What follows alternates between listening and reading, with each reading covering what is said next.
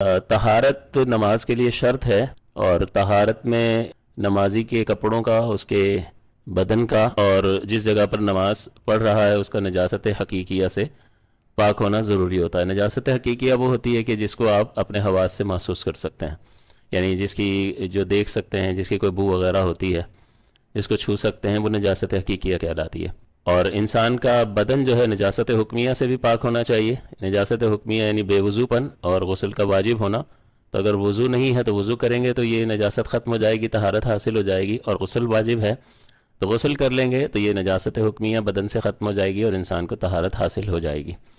जब तक इंसान कोई नमाजी जो है वो ताहिर नहीं होगा, तहारत नहीं करेगा, वो नमाज शुरू करने के काबिल ही नहीं होगा। वो हज़ारहा अपनी जो है तकबीर तहरीमा कहता रहे, उसकी नमाज ही शुरू नहीं होगी। तो इस सिलसिले में इंतहाई एहतियात की ज़रूरत है। लिहाजा इसकी तफसील को जानना ज़रूरी होता है कि नजासत की अक़साम कितनी है, पहली बात। दूसरी बात, किस चीज़ से नजासत को दूर किया जा सकता है, तो और क्या तरीक़ाकार शरआ ने मुकर्रर फरमाया है कि शरीयत जो है ऐसा करने पर फिर उस कपड़े को या जिस्म के उस हिस्से को पाक तस्वुर करती है। तो अब यहाँ एक मसला है कि किसी शख्स के यहाँ छोटे बच्चे भी हैं तो नापाक कपड़े भी होते हैं और पाक कपड़े भी होते हैं, और घर में वो सारे ही एक साथ धो लिए जाते हैं। तो देखें, अगर इस तरह से करेंगे, वॉशिंग मशीन में डाल दिए और धो लिए, तो बज़ाहिर तो उसमें मेल कुचैल जो भी था वो निकल गया। तो ये ख्याल आ सकता है कि पाक तो कर लिए, पाक तो खैर नहीं किए, इसके ज़ौम में ये समझ रहा है कि पाक हो गए, ये इसने धो लिए हैं। तो ख्याल आता है कि यार धो तो लिए, अब क्या करें, ऐसे भी पाक नहीं होते तो फिर किस तरह पाक होते हैं। तो भाई इसका तरीक़ाकार ये होता है, आप खुद सोचें कि एक ठहरे हुए पानी में एक कतरा पेशाब का मिल जाए तो पूरा पानी ही नापाक हो गया। तो इसी तरह अगर आप ठहरे हुए पानी में, वॉशिंग मशीन में आपने एक बाउंड्री है उसमें आपने बाल्टी जितना पानी डाल दिया, 2 बाल्टी जितना, और उसमें आपने नापाक कपड़ा डाल दिया, तो वो नजासत तो पानी में उतर जाएगी। तो और ये कपड़े जितने भी उसमें डालेंगे पाक, वो भी नापाक हो जाएंगे, क्योंकि पानी उस नजासत के मिलने की वजह से नापाक हो चुका है।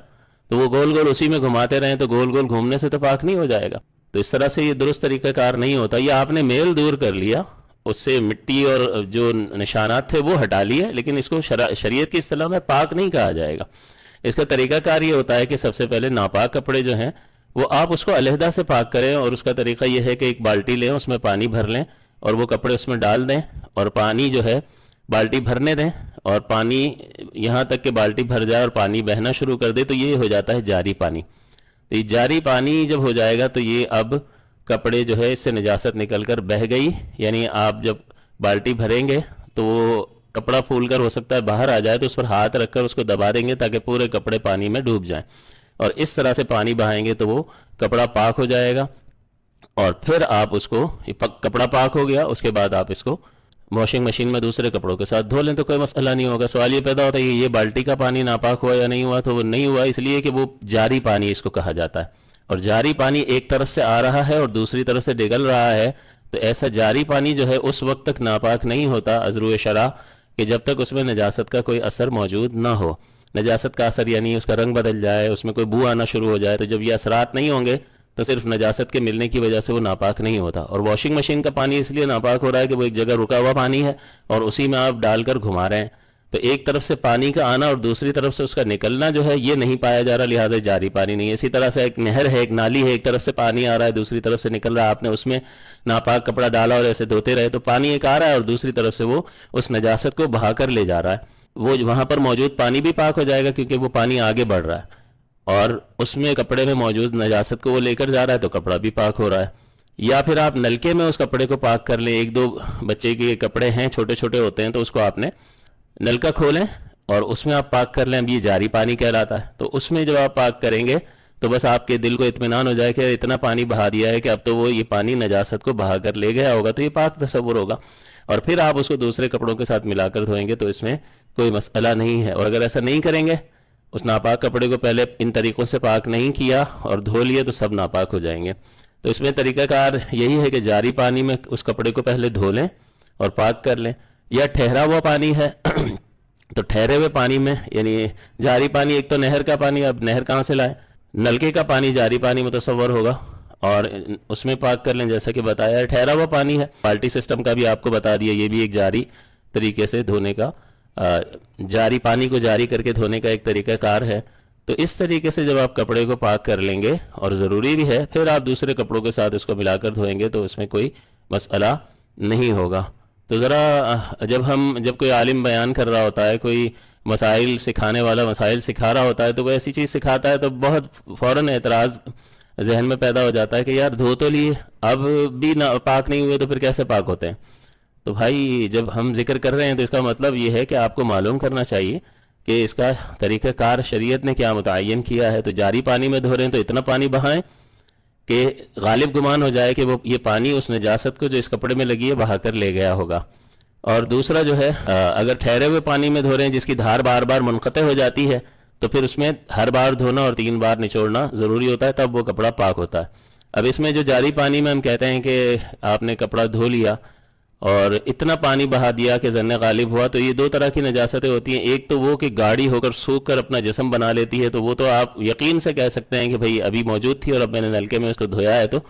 وہ چلی گئی میرے سامنے، نگاہوں کے سامنے گئی ہے، اور اب بالکل اس کا دھبا کچھ بھی نہیں ہے، تو بس وہ دھبا ہٹتے ہی، وہ نجاست ہٹتے ہی پاک متصور ہوگا۔ اور اگر ایسی چیز نہیں ہے بلکہ پیشاب جیسی کوئی چیز تھی، لیکوڈ تھا، اور وہ ناپاک اور وہ خشک ہو گیا، اب گم ہو گیا، تو اب اس میں تو یقین حاصل نہیں ہو سکتا، تو پھر اس میں ظن غالب ہوتا ہے کہ اتنا پانی بہا دیا کہ یہ پانی اس میں جذب بھی ہوا اور اس نجاست کو بہا کر لے گیا ہے، لہٰذا اس ظن غالب پر یقین کا حکم ہوگا اور وہ کپڑا پاک متصور ہوگا۔ بعض ہمارے بھائی یہ بھی کہتے ہیں کہ یہ دنیا چاند پہ پہنچ گئی ہے اور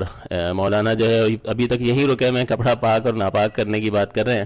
تو بھائی یہ شریعت کے مسائل ہیں، قیامت تک کے لیے ہیں، اور آپ کو پہلے ہی بتایا کہ طہارت نماز کے لیے شرط ہے، اور نماز قیامت تک جب تک مسلمان رہیں گے نماز کا حکم موجود رہے گا، اور اس کے لیے طہارت شرط رہے گی، اور اس کے لیے یہی قواعد اور ضوابط ہیں کہ آپ کا جسم، آپ کے کپڑے اور اس جگہ کا پاک ہونا نجاست سے ضروری ہے، قدر مانے نجاست سے پاک ہونا ضروری ہے۔ اور پاکی کیسے حاصل ہوگی؟ تو وہ پاکی کے طریقے ہیں، اس طریقے سے آپ نجاست کو دور کریں گے تو پاک ہو جائیں گے۔ تو اس کا ٹیکنالوجی سے، انسانی ترقی سے کوئی کردار ہی نہیں ہے، بلکہ سورہ عصر کا مطالعہ کر کے دیکھ لیں تو وہ اللہ تعالیٰ فرماتا ہے والعصر ان الانسان لفی خسر، کہ زمانے کی قسم کہ تمام انسان خسارے میں ہیں۔ خسارے سے کون اب یہ چاند پر پہنچنے والا خسارے سے نہیں نکل سکتا، سورج پر AI میں ماسٹرز کر لینے والا انجینئر، ڈاکٹر، یہ اس بنا پر، ہاں یہ دنیاوی ترقی کرے کوئی بنا بھی نہیں ہے، جائز طریقے سے آپ ترقی کرتے رہیں، کوئی مسئلہ نہیں ہے، لیکن اس خسارے سے نکلنے کے لیے یہ ڈگریز کام نہیں آئیں گی، بلکہ اللہ تعالیٰ فرماتا ہے وہ نکلے گا آمنوا وعملوا الصالحات وتواصوا بالحق وتواصوا بالصبر، کہ جن میں یہ 4 شرائط پائی جائیں گی وہ اس خسارے سے نکل جائے گا، باقی خسارے میں ہے۔ تو اللہ تعالیٰ کا تو معیار بھائی یہ ہے کہ ایمان، عمل صالح، تواصی بالحق اور تواصی بالصبر۔ تو چاہے یہ چاند پہ پہنچ جائے یا سورج پہ پہنچ جائے یا گیلیکسیز کی سیر کر آ جائے، تب بھی یہ اس خسارے سے نہیں نکل سکتا، تاوقت یہ کہ ان 4 باتوں کو اپنے اندر پیدا کر لے۔ تو تھوڑا سا مسلمان کو بات کرنے سے پہلے غور کرنا چاہیے، اور اس طرح کی بے باکی ہمارے اندر نہیں ہونی چاہیے۔ اللہ تعالیٰ عمل کی توفیق عطا فرمائے۔